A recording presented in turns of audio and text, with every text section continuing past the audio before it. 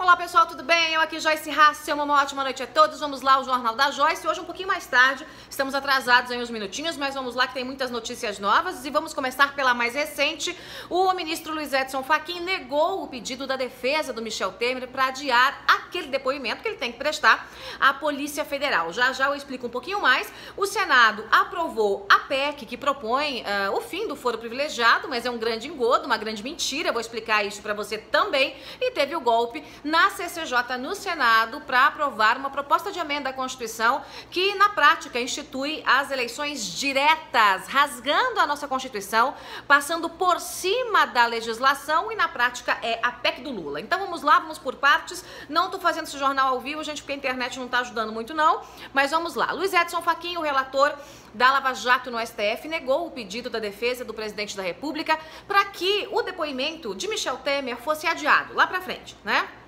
O Michel Temer disse o seguinte, quer dizer, a defesa dele, mas muito bem orientada por ele, disse o seguinte, olha, os áudios ainda não foram periciados, a Polícia Federal não terminou o trabalho, então como é que eu vou depor sobre uma coisa que nem periciada foi, não sei o que tem lá, não sei o que não tem, não sei se teve fraude, não sei se não teve fraude. E aí o Luiz Edson Fachin recebeu esse pedido da defesa e agora há pouco ele disse, não. O senhor vai depor sim, senhor, né? Vai usar a prerrogativa que tem como presidente da República, pode fazer o depoimento lá por escrito, a Polícia Federal manda as perguntinhas, ele responde ou não responde. E foi o que o Luiz Edson Fachin disse, olha, o Temer, né, o presidente da República, pode ficar em silêncio. Se ele tem dúvida em relação ao áudio, se ele acha que o áudio foi editado mesmo, se não foi editado, aquela coisa toda, ele pode simplesmente se calar, inclusive, no depoimento por escrito. Ou seja, a Polícia Federal pode mandar lá 10, 20, 30, 100 perguntas e Temer pode devolver exatamente o que recebeu sem uma única linha, que é o direito dele permanecer calado, de não produzir prova contra si mesmo. Claro que isso azedou aí os bofes, né, da turma do Planalto, o pessoal não gostou, age em gove hoje para passar a noite, porque eles imaginavam que o Luiz Edson Fachin fosse dar essa colher de chá aguardando a perícia. E a Polícia Federal deve fazer a tal perícia, né, concluir a tal perícia aí, né, dentro de mais ou menos 3 semanas, pelo menos, né? Então o Michel Temer achou que teria esse tempo aí de lambuja, também contando aí com o adiamento da votação no próximo dia 6 da cassação no TSE da chapa Dilma Temer, né? Certamente vai haver um pedido de vistas, mas a situação não saiu exatamente como a turma do presidente queria. Noves fora, vamos ao Senado Federal, que foi aí a nossa instituição que mais fez lambança hoje, né? Então comecemos aí pelo final. O final foi a aprovação da PEC que propõe o fim do foro privilegiado, tudo muito bonitinho. Nossa, gente, vai acabar com o foro de deputados, senadores, governadores, presidentes, blá, blá, blá. Só que não, é mentira.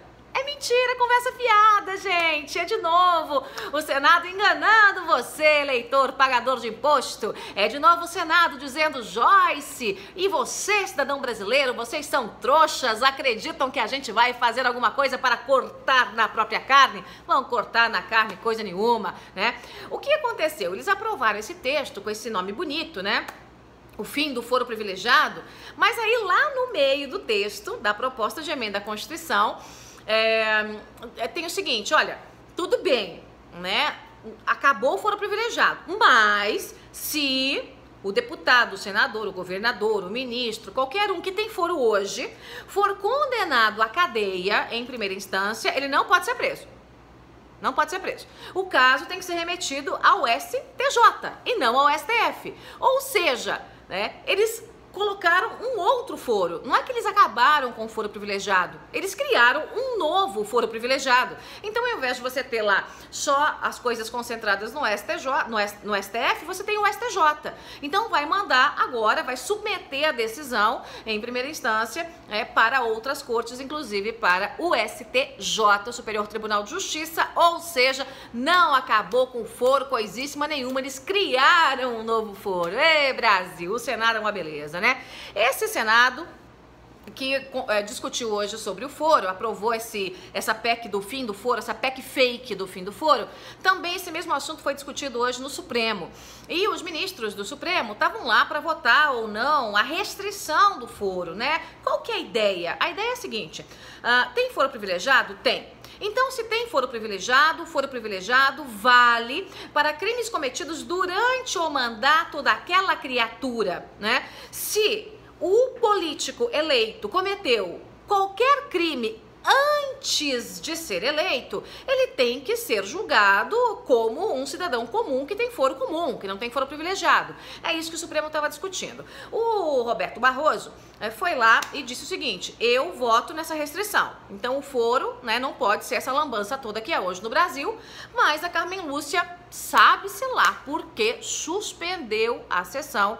Uma desculpa lá meio esfarrapada, tal, tem muita pressão nessa história, mas a Carmen Lúcia não deixou a votação seguir, o que é um problema, né? É um problema, porque estava na hora do Supremo se posicionar em relação a esse assunto. Noves fora, o ministro da Justiça hoje, o novo ministro, o Torquato Jardim, também concedeu uma coletiva, dessa vez sem cair em cascas de banana, respondeu as perguntas todas até direitinho, claro que, né, foi evasivo aqui, evasivo acolá, mas passou um recado de que a Lava Jato está blindada, que vai viajar com o Daiello nos próximos dias, vai ao Rio Grande do Sul, que os dois vão conversar, vão bater papo, e ao contrário do que muita gente está dizendo, ele, de maneira alguma, ele disse que vai tirar o Daiello, qualquer coisa assim. Eu falei para vocês que isso ia ser um tiro no pé, né, que foi, na verdade, aí uma escorregada numa casca de banana que aconteceu com o ministro, né? Outra decisão importante, outra notícia importante é que a prisão do Aécio Neves irá para o plenário do STF. O que aconteceu? Teve a distribuição lá dos processos e o processo caiu na mão do ministro Marco Aurélio Mello. Então ele assumiu o caso e decidiu que o pedido será sim votado, né? Esse processo é aquele que envolve a propina paga pela JBS ao Aécio Neves, quer dizer, só uma das acusações, né? Tem outras tantas, mas essa é a principal, é a mais grossa das acusações, que envolve a mala de dinheiro, o primo do Aécio que foi preso, aquela coisa toda, a irmã do Aécio que foi presa, enfim. E caiu aí nas mãos do Marco Aurélio. O Marco Aurélio hoje até fez piada um pouco mais cedo, dizendo que o computador do Supremo não gosta muito dele, né? E acabou deixando o processo aí nas mãos dele. O Marco Aurélio, gente, é aquela figura, né? A gente nunca sabe o que vai sair da cabeça do Marco Aurélio. Ele é bastante instável, né?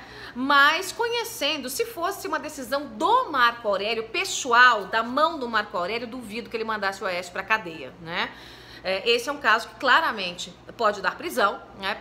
Se o rigor da Lava Jato de Curitiba for adotado, né? Mas o Marco Aurélio é mais camarada. Ele não gosta muito do Temer, né? Tal, mas com o outro lado, né, da moeda, ele é um pouco mais camarada.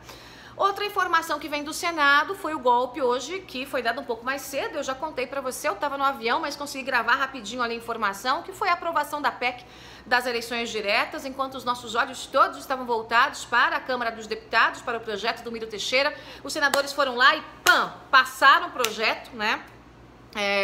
Que é uma grande uma sacanagem, porque rasga a Constituição e estabelece o seguinte: se houver vacância antes de um ano do fim do mandato, tem eleição direta, pronto, acabou, né? Ou seja, se conseguirem derrubar o Temer da presidência, se puxarem o tapete, se ele renunciar, se ele for cassado, se ele for empichado, tem eleição direta, o que é um prato cheio para esquerda, o que é um prato cheio para o PT, o que é um prato cheio para Luiz Inácio Lula da Silva, né? Então, isso foi comemorado pela oposição, pelo PT, pela Rede, PSOL, aquela gentalha de sempre. E, lamentavelmente, aí nós vemos a nossa Constituição mais uma vez ser rasgada e a nossa cara ser espancada, né? Muita gente me pergunta: Joyce, mas por que você é contra eleições diretas? Eu não sou contra eleições diretas. Eu sou contra o golpe das eleições diretas. As eleições diretas vão acontecer em 2018, é isso que diz a nossa Constituição. Caso haja vacância, de novo, tem que ter uma eleição indireta. Tem que eleger lá um presidente tampão, né? É o presidente tampão, para simplesmente o Brasil atravessar essa pinguela e eleger, aí sim, de forma madura, democrática, sabendo quem são os candidatos, tendo tempo de campanha, né, para que a gente possa olhar a proposta de cada um deles e escolher, né, com calma, né, e saber quem a gente elimina desse covil. E as eleições diretas agora, como a esquerda quer colocar, como o PT quer colocar, é pura e simplesmente para que essa corja volte ao poder. Gente, é isso, vou ficando por aqui. Muito obrigada pela companhia de todos. Um beijo. A gente se fala amanhã. Tchau.